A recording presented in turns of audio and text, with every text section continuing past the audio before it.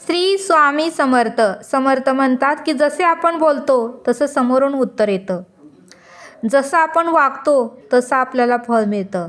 बघा म्हणले समर्थ, जर समोरच्या व्यक्तीला आपण गोड बोललो तर समोरची व्यक्ती ही आपल्याशी उत्तम बोलणार आहे. पण आपणच जर समोरच्या व्यक्तीला आवाज वाढवून बोललो किंवा रागाने बोललो तर समोरची व्यक्ती ही आपल्याशी तशीच बोलणार आहे. म्हणजे जशी आपण कृती करणार आहोत तसं आपल्याला फळ मिळणार आहे. आणि म्हणून समर्थ म्हणतात की कृती करताना ही उत्तमाची करा, म्हणजे फळ ही उत्तमाचं मिळेल. बघा म्हणले समर्थ, काट्याच्या झाडाखाली फुले पडणार नाहीत. समर्थ म्हणतात की काट्याच्या झाडाखाली फुले पडणार नाहीत, काट्याच्या झाडाखाली काटेच पडणार आहेत. तर फुलांच्या झाडाखाली फुलेच पडणार आहेत. तर आंब्याच्या झाडाखाली आंबेच पडणार आहेत. तर आंब्याच्या झाडाखाली आंबेच पडणार आहेत. तर पेरूच्या झाडाखाली पेरूच पडणार आहे.